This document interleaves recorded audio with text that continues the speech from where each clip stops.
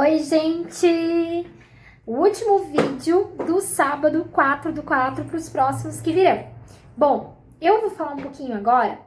O pessoal de pedagogia fez um pedido especial esses dias para mim, junto com o pessoal de serviço social, que também são os meus alunos, e eles me puxaram a orelha porque eu esqueci deles. Bom, pessoal, me pediram esses dias para falar um pouco sobre a diversidade. Então, direito coletivo, diversidade, a questão de políticas públicas. E eu gosto muito de entrar nesse tema, mas entrar nesse tema, primeiramente, levando em conta as políticas públicas, tá? Primeiro, você sabe o que é política pública? Você já parou para pensar o que é política pública? Então, assim, eu, professora Priscila, como eu já falei em vídeos anteriores, eu sempre trabalhei muito com direito social, muito. Questão de pessoas em risco, hipossuficientes, mas quando eu tive aula, tá, no mestrado, com o doutor Agostinho e com a professora Priscila Caniparo, eles me deixaram explícito e me mostraram, e não posso esquecer da grande professora Amélia, que tenho paixão pela professora Amélia, da PUC Paraná, que os direitos humanos não é somente para os hipossuficientes, não é somente para quem está em risco. Os direitos humanos são para todos nós. Então não é só para quem está em risco. E as políticas públicas? Para quem são as políticas públicas? Pessoal, a gente tem que se ligar nos conceitos lá de Aristóteles da equidade. Para você que não sabe, que não me viu falando sobre isso ainda, que quer saber o que é, eu vou explicar rapidamente. Aristóteles tem um conceito que diz que precisamos tratar os iguais dentro da sua igualdade e os desiguais dentro da sua desigualdade. Isso quer dizer, eu tenho que dar oportunidade para aqueles que não tiveram.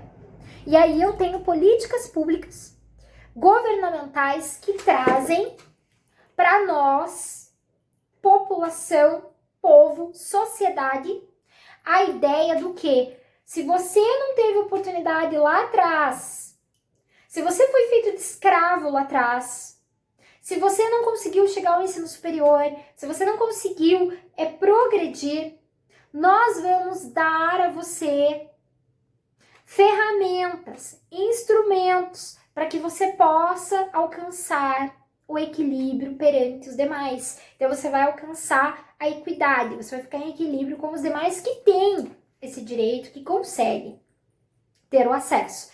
Exemplo, de novo, as cotas raciais e o ProUni. É dar o direito para aqueles que não tiveram, de chegar até aquele ponto que os demais tiveram. Quando eu dou uma bolsa de estudos, quando eu cedo bolsas de estudos, por exemplo, muitas instituições privadas fazem isso, é uma política privada, também voltada para direito social, para direito coletivo, para dar igualdade àquele que não consegue ter igualdade. Então tem uma grande diferença. O direito de igualdade é tratar todo mundo igual. Então você não vai ter uma oportunidade, por exemplo, de entrar, por exemplo, prestar vestibular de uma forma diferente, de uma forma equilibrada. Ou seja, vamos lá, eu vou tentar entrar na Universidade Federal, mas eu estudei a vida inteira numa escola pública que não tinha nem livro didático direito, que os professores faltavam o tempo inteiro. Então quer dizer que eu não tive a oportunidade de aprimorar o meu ensino-aprendizagem. Eu tentei estudar sozinha, batalhei e tudo, e vou tentar prestar o vestibular na Federal.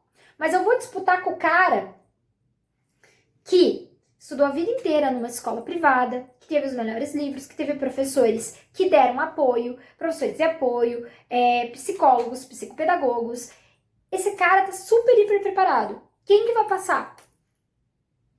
Aquele aluno que teve toda a dificuldade para chegar lá, que passou fome, que teve dificuldade de chegar na escola, que não teve livro didático, que professor faltava, ou aquele que teve todos os privilégios que o poder estatal dá, né? Que a burguesia, vamos dizer assim, tem, né? Ele vai entrar.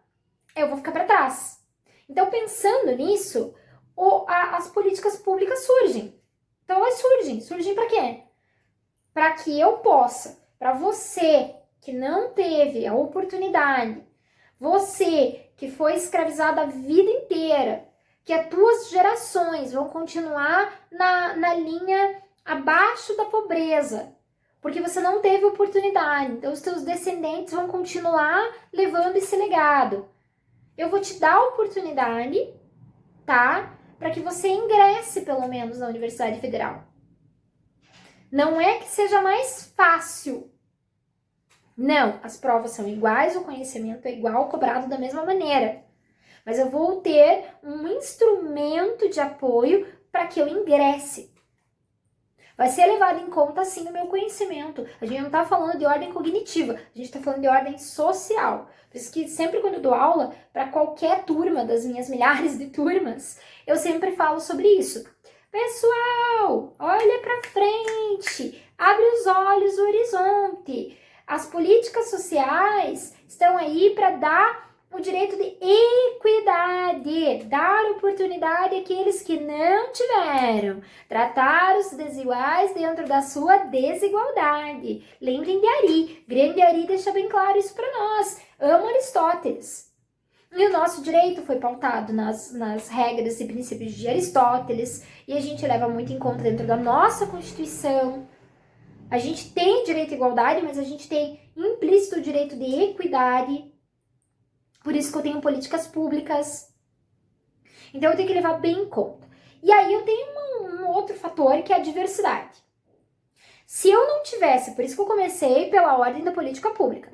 Se eu não tivesse política pública, se eu não tivesse hoje o direito contemporâneo, o direito coletivo, que me dá, que me favorece, que eu use o direito à equidade como um instrumento social, eu não teria como olhar para essas pessoas e dar as oportunidades que elas merecem. Eu não teria. Eu teria dificuldades de poder acolher a todos. Então eu tenho política pública. A política pública abrange hoje a diversidade. Eu falo diversidade de gênero, eu falo diversidade cultural, eu falo de diversidade religiosa, eu falo de diversidade social. Se eu não tivesse políticas públicas, por exemplo, eu falo de diversidade, gente, na questão da mulher. Por que eu tenho uma lei que protege a mulher hoje com mais força e com uma punição maior, que é o feminicídio? Ah, é porque tá tendo muito por aí, professora, daí o Poder Legislativo resolveu fazer essa lei. Não, é porque eu tenho uma questão social, e essa questão social, ela trouxe desequilíbrio nas relações, a mulher ficou em desequilíbrio, e por ela se tornar uma parte em desequilíbrio, é que eu preciso de uma política pública de proteção à mulher, de que todas juntas somos mais fortes, e que aí eu tenho legislação com poder punitivo muito maior do Estado, para quem comete, por exemplo, um feminicídio. Então eu tenho que olhar o todo. Quando eu falo de diversidade na questão de gênero, há muito tempo atrás, o uso do nome social era proibido. Era uma guerra para conseguir usar o nome social. Eu vou falar, gente, que não é num tempo muito distante, porque eu tive uma aluna, quando eu fui coordenadora de uma escola, que ela queria utilizar o nome social e os professores se negavam. E o Estado se negou também. Isso há uns 8 anos atrás. E a mãe teve que entrar judicialmente com ação para que ela pudesse usar o nome social, porque ela era constrangida o tempo inteiro em sala de aula, porque ela era chamada pelo nome que constava na certidão, e não o nome social. Então, vejam como as políticas públicas e o direito se unificou nessa questão. Hoje eu posso olhar para a diversidade. Hoje você pode usar o nome social. Hoje você pode ser quem você é. Olha que fantástico! Hoje eu, Priscila, posso dizer que amo vermelho. Que gosto do vermelho. Que saio na rua de vermelho. Mas isso não quer dizer que eu seja comunista, que eu seja uma fascista, que eu seja da mancha vermelha da Itália. Nada disso. Nada disso. Eu tenho livre arbítrio de escolha. eu posso ser quem eu sou, eu posso decidir a minha sexualidade, eu posso decidir as minhas tendências, eu posso decidir a minha religião, eu posso decidir as minhas opiniões, se eu vou seguir o Lula ou o Jair Bolsonaro. Eu tenho livre arbítrio, eu sou livre, eu tenho liberdade, direito de expressão. Eu fico muito brava. Quase que eu falei palavrão agora. Não vou falar palavrão porque é feio que os alunos estão escutando. E eu nem sou disso, mas é quando eu fico muito brava. Esses dias eu tive que tirar uma postagem no meu Facebook. Porque eu não concordava com uma política que estava sendo imposta pelo governo atual. Mas, gente, eu tenho direito de liberdade previsto constitucional. É uma previsão constitucional. Eu tenho direito à liberdade. Assim como eu tenho direito à liberdade, esses dias me julgaram. Eu gosto muito de falar para os meus alunos essas coisas. Adoro ser polêmica. Eu falo para os alunos, vamos fazer polêmica. Gente, eu tenho 32 anos. E sempre quando tem aquelas reuniões de família, né?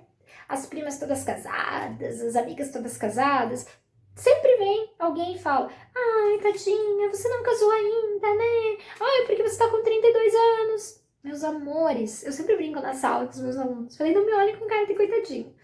Gente, na minha vida, a prioridade não foi o casamento. E não é o casamento. Eu tenho meu noivo, a gente faz planos, que nem agora com a quarentena, meu Deus, que sufoco, porque ele trabalha, ele faz um trabalho de risco, então, enquanto eu tô isolada, ele tá a campo, ele tá se colocando em risco, então a gente não tá tendo contato por causa disso, mas assim, a gente tem uma relação excelente, maravilhosa, a gente pretende casar, isso é uma questão nossa. A professora Priscila não casou ainda porque ela não quis. Eu digo assim, pra você que me critica ou fala tal coisa, não sei o quê, assista Sorriso de Mona Lisa. Talvez a sua concepção mude. Sempre falo isso pros meus alunos. A mulher tem que ser empoderada. Ela tem que ser independente. Ela tem que ter a liberdade dela de se arrumar, de sair, de usar o seu dinheiro nas coisas que realmente ela quer gastar. Ela pode ser a chefe de família, mas ela vai ter um planejamento com o seu companheiro. E não ser imposta a entregar o que ela recebe para o companheiro verificar o que ele vai colocar. Não, negativo, gente. A gente está vivendo numa era de liberdade de expressão, diversidade e que eu tenho a proteção da dignidade da pessoa humana. Todos somos dignos, independente de como somos. Independente de qual é a sua religião, de qual é a sua... do que você acredita na política, se você é de direita ou de esquerda, independente. Como eu falei, eu tirei uma postagem no meu Facebook por causa de uma questão de crítica. Eu não sou obrigada a concordar com você. Eu gosto muito, muito, muito, muito de um pensamento que fala assim... eu posso não concordar com o que você diz, mas eu defenderei até a morte o direito de dizê-las. Realmente, gente, eu não preciso concordar com o outro, mas eu vou defender o direito que você tem de liberdade de expressão. E quando eu falo de diversidade, nós somos livres. Professor, se você vai ser professor, você tem que saber trabalhar com as diferenças. Você tem que saber que as diferenças querem dizer igualdades, certo? Dentro de um direito de equidade. Se você é operador de direito, você está se formando operador de direito, você tem que saber que você tem que conhecer a cultura, a ciência, a política e o direito coletivo, antes de mais nada ao participar de um caso. E que você tem que conhecer as partes. Assim como o juiz, ele pode ser neutro numa relação. Ele não pode ter relação, por exemplo, com os clientes de uma parte. Ele não pode ter relação com quem está sendo julgado. Mas ele tem que conhecer a essência do caso. Ele tem que estudar e apreciar todas as fontes do direito envolvidas. E assim é aquele do serviço social. Que ele tem que conhecer o contexto cultural que aquela pessoa está inserida. Eu gostei muito de dar aula para serviço social, fiquei apaixonada, porque as meninas e os meninos me mostraram um novo olhar do direito social, do serviço social que eu não conhecia. Eu falei assim um dia para os meus alunos, gente, eu fiquei indignada. Se ele tá na rua, tem que tirar da rua, tem que tirar da rua. E as meninas me olharam e falaram, professora, nós do serviço social, nós damos a liberdade de escolha para a pessoa, se ela quer ir para o abrigo ou não, porque todos temos direito de escolha, de liberdade. Olha, que apaixonante. Realmente é isso que a gente precisa ter. Eu falo das professoras. Quando você é professora da educação infantil, você tem que tomar muito cuidado, porque a gente tem que ter respeito com o corpo do outro. E as professoras, muitas vezes, isso vem de uma tendência antiga, tradicional, e não é por maldade. Mas a gente via sempre nas escolas, principalmente da primeira infância. As professoras que vão limpar o nariz das crianças e elas passam todas limpando o nariz das crianças sem pedir a permissão. Ou, vamos ao banheiro, vamos lá, faz a fila aí para todo mundo ir ao banheiro, tem que ser agora. Mas quem disse que a Priscila quer ir ao banheiro naquele momento? Eu tenho que ter o respeito, a empatia. Hoje a gente tem uma tendência nova, principalmente na Prefeitura de Curitiba, no CEMEIS, e eu sou apaixonada por esse trabalho feito de identidade e autonomia. A criança vai ao banheiro se ela estiver com vontade. A criança se serve sozinha porque tem que ver quanto de alimento ela quer. Olha que gostoso, que fascinante, né? A criança, ela vai escolher o quanto ela quer comer. Claro, a criança precisa de rotina. Momento de brincar, momento de comer, momento de estudar. Porque a vida é feita de rotinas e a vida é feita de limites. Eu sempre cito para os meus alunos o exemplo. Nós precisamos respeitar o direito do outro. Onde começa o seu, termina o do outro. E vice-versa. Então eu não posso, por exemplo, vamos lá, violar, né, tais direitos. Eu não posso pegar e me impor tudo que eu quero, do jeito que eu quero e na hora que eu quero. As crianças, desde pequenas, elas têm que ser limitadas porque o adulto é limitado. Eu não posso ir lá hoje e dizer assim, bom, eu não quero fazer quarentena, então sabe o que eu vou fazer? Eu vou sair na rua. E se eu tiver com Covid-19, não tô nem aí porque o problema é meu. Não, é um problema do coletivo. Eu tenho que respeitar onde começa o direito do outro. E isso é a diversidade. Eu tenho que respeitar a diversidade das pessoas. Se eu sou homossexual, é a minha escolha. Se eu sou trans, é a minha essência, é a minha identidade. E a identidade ela tem que ser construída desde a primeira infância. Quem é você? Aonde você está inserido? Qual é a sua cultura? No direito, a gente fala muito isso. Hoje a gente usa muito forte a analogia, os princípios do direito, a equidade. Eu não posso julgar só pelo que está o texto da norma. Eu tenho que julgar pelo costume, pela cultura. Eu tenho que conhecer a cultura, eu tenho que conhecer os costumes da região, da época. Foi o que eu acabei de falar.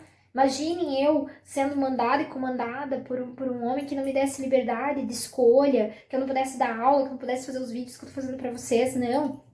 Todos têm direito à liberdade, à diversidade. E aí nós vamos para um outro ponto, a inclusão. O que é inclusão? A inclusão não é o que acontece lá, não, na escola, muitas vezes, sem o cuidado. A inclusão é eu ter ali uma criança autista, é eu ter uma criança com síndrome de Down e assim por diante, uma criança com uma deficiência motora. Não! A inclusão é que todos estejam em equilíbrio dentro da equidade. Todas as crianças vão trabalhar da mesma maneira para incluírem aquela criança. Eu não vou deixar de passar conhecimento para aquela criança, para as crianças, para as outras crianças, só porque uma tem um fator, uma dificuldade de aprendizagem diferente da outra. Não, eu vou trabalhar de uma forma que eu inclua. Mas a inclusão não é eu, por exemplo, fazer uma atividade diferenciada para aquele aluno, porque ele precisa, e eu estou dizendo que ele está incluído e os outros estão se divertindo na educação física, pulando corda, mas a minha criança cadeirante não está. Eu vou promover atividades que eu possa incluir todas as crianças, inclusive a criança cadeirante. Vou dar um exemplo. Quando eu era coordenadora de ensino médio, em uma escola aqui de Curitiba, aconteceu que nós recebemos uma criança com dislexia, e uma criança que tinha problemas, dificuldades motoras. E aí, ele tinha também uma questão de visão. Ele só enxergava o que estava nas folhas ou verde ou amarela. Na folha branca ele não conseguia visualizar. E por causa disso, o que nós fazíamos? Para que ele não ficasse incluído sem estar incluído naquela sala, nós fazíamos diferente. Para aquela criança não se sentir excluída, porque se somente ele recebe a folha amarela, é claro que ele vai pegar e vai se sentir excluído e não incluído. Ele está incluído na sala estrutural, mas ele não está incluído na concepção de ensino. Então, para que aquela criança tivesse incluída na concepção de ensino, nós mudamos as avaliações todas as folhas de avaliação da escola eram na cor amarela e verde. A do primeiro bimestre na cor amarela, a do segundo bimestre na cor verde. Porque eu tinha daí aquele meu aluno, que até hoje eu sou muito amiga da mãe dele e muito amiga dele, que hoje é um aluno do ensino superior que está aí se formando já em engenharia civil, gente. Mas ele foi incluído no contexto social de conhecimento. Isso é inclusão. Eu dar oportunidade àquele que não tem para que seja incluso. Agora, não colocá-lo numa sala de aula e dizer que está incluído, mas sendo que nenhuma atividade é voltada para ele e que quando ele tem uma atividade voltada para ele, é só para ele e as outras crianças ficam olhando e achando esquisito porque só aquele colega faz diferente do que eles constroem. Não, eu tenho que incluir. Incluir eu vou incluir todos e não só um. É viver no coletivo. É o direito social de coletividade. Se eu estou de quarentena, não é por mim, Priscila. Eu estou em quarentena pelo todo. Mas hoje a gente tem um problema muito generalizado social. Eu olho para o meu umbigo. Se eu estou bem, o outro não me interessa. E não é assim a nossa concepção. A nossa concepção tem que ser diferente. Se eu estou em casa, você não pode, porque você trabalha, você faz um trabalho essencial para a comunidade, para a sociedade, mas eu vou ficar em casa porque eu sei que eu sou um a menos a passar e a transmitir o vírus. E não é só para me defender, porque eu sou jovem e talvez não pegue com tanta força, não vá sofrer tantas consequências do vírus, mas eu penso no coletivo, nas demais pessoas que eu posso transmitir o vírus. Porque nós vivemos numa sociedade, num coletivo. E o direito, a gente diz, até alunos de direito fiquem ligados nisso, nenhuma norma jurídica é feita sem ser genérica. Toda norma jurídica é genérica. Ela é sempre plural e não singular. Então eu não faço para um único indivíduo, eu faço para todos. O direito é para todos, mas em conjunto com o direito, em conjunto com a educação, eu tenho um outro parâmetro. Eu tenho que ter uma ferramenta, eu tenho que ter um instrumento que vai me dar possibilidades de dar assistência para aqueles que não tiveram acesso. Ou seja, aí nascem as políticas públicas, e as políticas públicas vêm para tratar os desiguais dentro das suas desigualdades, dar oportunidades para aqueles que não tiveram. Aí nascem os direitos humanos. Os direitos humanos são para todos, para o coletivo. Eu não posso ser desumano, eu não posso querer, por exemplo, que todas as pessoas saiam para a rua e façam o que querem. Lembra do filme Lá Uma Noite para o Crime? Não, eu não posso. Eu vivo no coletivo. As regras sociais são claras, assim como as normas jurídicas são claras. Eu tenho limites a serem seguidos. E a ética? A ética está envolvida nessas limitações. Eu tenho que ser ético. Eu tenho que preservar o meio ambiente. Porque preservar o meio ambiente não é só para a professora Priscila. Preservar o meio ambiente é para todos. Eu vou respeitar o meu colega que, por exemplo, é do candomblé, da umbanda. Eu vou respeitar a religião dele, porque nós vivemos no coletivo. Então é a ciência das religiões que nós vamos ensinar para as crianças. e não a religião em si. Eu vou respeitar a tua fé, eu vou respeitar a tua sexualidade, eu vou respeitar a tua visão política, econômica. Existe o inverso também, meu povo lindo. Ai, porque aquele lá, cheio de querer, nariz empinado, riquinho. Eu tive muito problema com isso, com as crianças, porque uma criança veio estudar numa escola municipal e a mãe era advogada. E ela tinha, assim, 10 anos de idade, e as crianças ouviam os pais e as mães e os responsáveis falarem, porque ela parava com um carro novo na frente da escola. Ai, tá aqui no lugar errado, porque aqui é lugar de pobre, não de rico. Tá fazendo a questão inversa social que a gente fala, né? A inversão do ônus aí. Quer dizer que, porque talvez nesse momento eu quis colocar a minha filha no municipal porque ela tem direito de estudar no municipal, não quer dizer que porque eu tenho mais posses, eu tenha que ser lesada, tenha que ser excluída socialmente. E acontece o que nós já estamos acostumados, que daí é a realidade. Tem uma frase que eu sempre odiei escutar. Pobre não é amigo de rico e rico não é amigo de pobre. Porque essa relação nunca dá certo. Pelo contrário. Pelo contrário. Eu sempre fui gente de classe média, né? E teve uma época da minha vida que a gente passou por muitas e muitas dificuldades. Eu fui bolsista a minha vida inteira em escola privada. Eu estudei na escola pública, depois eu ganhei uma bolsa de estudos e fui para a escola privada. E eu não tinha o tênis de marca, não tinha roupa de marca. E eu, né, sofri sim a inversão do ônus, né? Ai, porque eu não ando com ela, porque ela não tem o tal tênis, porque ela não tem a tal bolsa, ai, porque o cabelo dela é crespo. Eu também sofri essas questões. Então eu entendo esse lado social, mas a gente tem que ver os dois lados, que às vezes você julga pelo que você está vivendo, mas você não julga pelo que o outro está vivendo. Então a gente fala sempre no direito, equilíbrio. Equilíbrio de um contrato, equilíbrio de uma relação. Na educação, equilíbrio de relações. O professor não é hoje o que manda, só ele sabe, só ele passa o conhecimento. O professor é aquele que compartilha, ele é um mediador do ensino-aprendizagem. Equilíbrio. Então, todas as relações de diversidade, de liberdade, elas têm que ser em equilíbrio. O coletivo, viver em equilíbrio e harmonia. Nós não somos perfeitos, nós somos humanos e somos falhos.